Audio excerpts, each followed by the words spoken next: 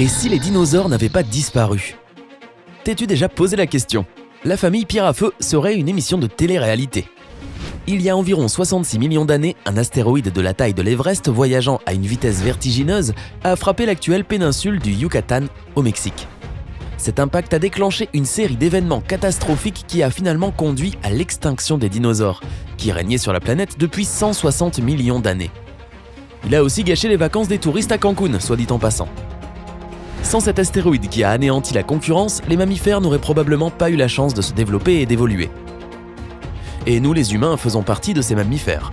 La question se pose donc, que se serait-il passé si cet astéroïde avait manqué sa cible? À quoi ressemblerait la Terre aujourd'hui si les dinosaures étaient encore vivants? Avant de jeter un coup d'œil à ce monde hypothétique encore peuplé de dinosaures, assure-toi de t'abonner à notre chaîne et d'activer les notifications afin de ne pas manquer nos mises à jour quotidiennes. Juste pour clarifier les choses, il ne s'agit pas d'un scénario de Jurassic Park.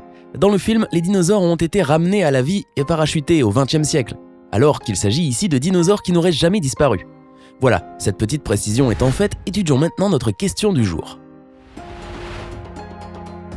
Pour commencer, il convient de rappeler quelques informations de base.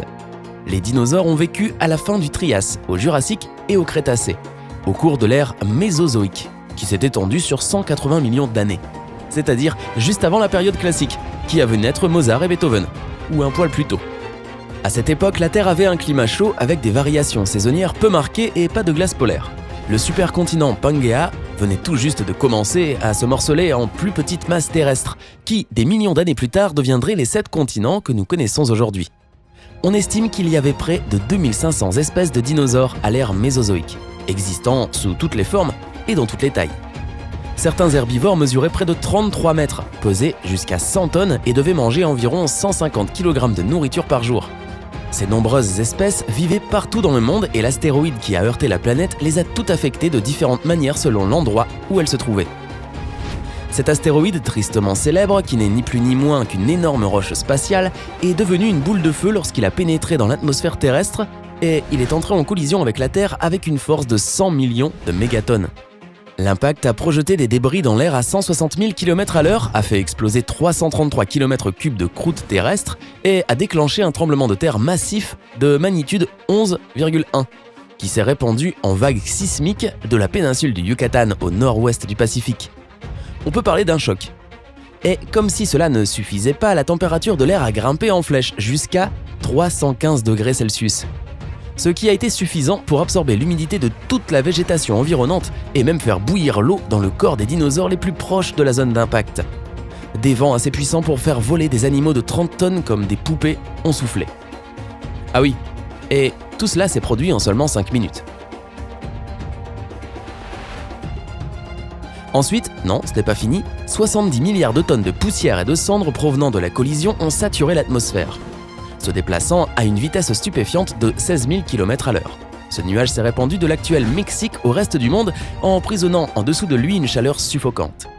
L'électricité statique a provoqué une tempête électrique qui a fait pleuvoir de la grêle enflammée sur tous les animaux qui n'avaient pas déjà été réduits en cendres. Alors que les températures continuaient d'augmenter, des feux de forêt assez puissants pour produire leur propre vent ont traversé les vallées autrefois luxuriantes à une vitesse de 14 km/h, brûlant tout sur leur passage à près de 1000 degrés Celsius. Juste pour te donner une idée, cette température est suffisante pour faire fondre de l'aluminium solide.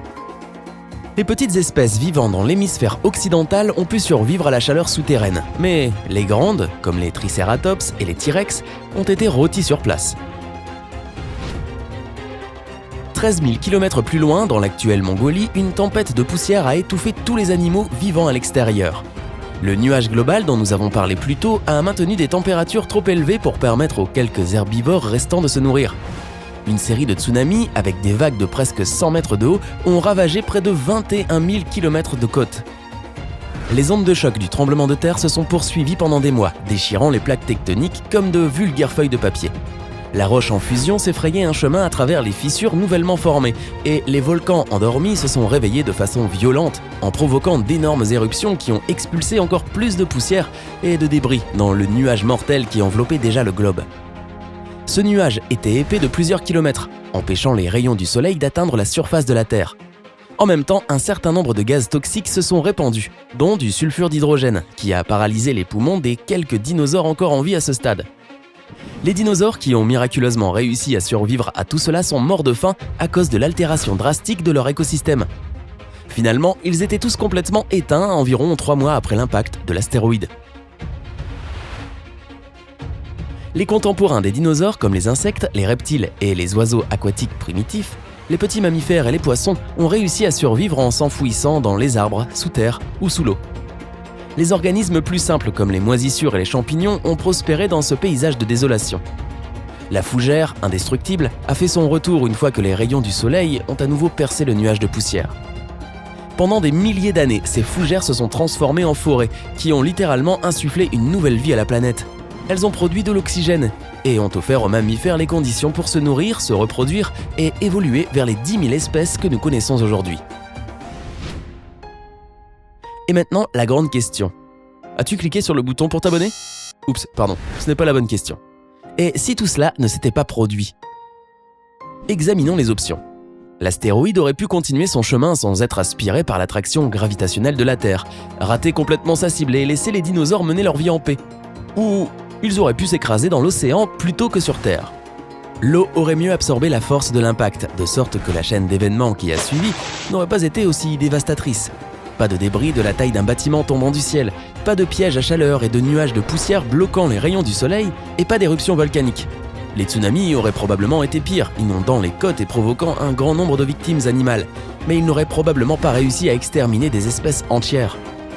Il est peu probable que le tremblement de terre qui en a résulté aurait été d'une magnitude de 11,1, mais il aurait été assez puissant pour causer des dommages importants.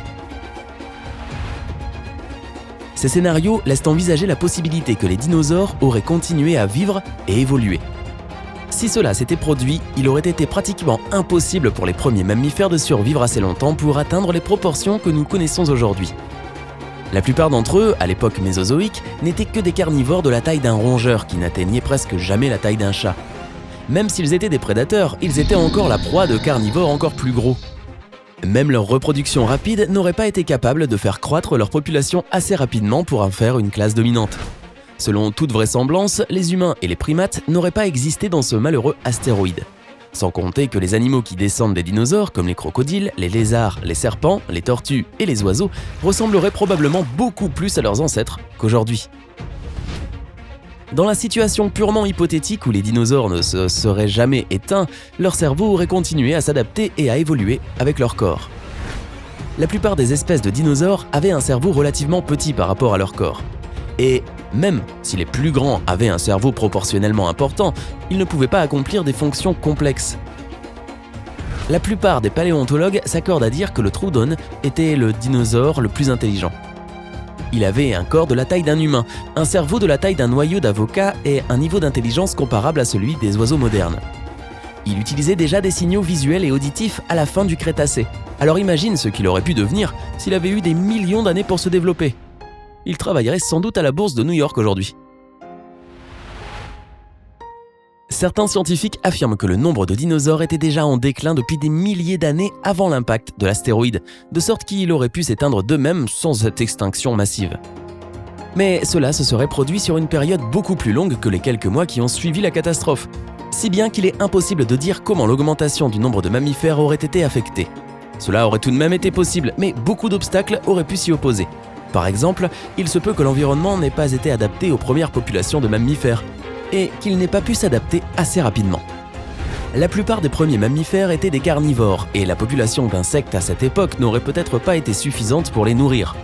Les mammifères auraient pu facilement connaître le même sort que les dinosaures, les taux de natalité diminuant lentement au fil des années jusqu'à ce que la vie doive recommencer à nouveau. Mais la vie trouve toujours un moyen, et si ce n'était pas des dinosaures ou des mammifères, quelque chose aurait réussi à survivre. Bien sûr, nous ne saurons jamais si tout cela est vrai, mais c'est toujours amusant de spéculer. D'après toi, à quoi ressemblerait le monde si les dinosaures étaient encore là ? La planète serait-elle mieux préservée ? Faudrait-il déblayer d'énormes crottes de dinosaures avant d'aller au travail ?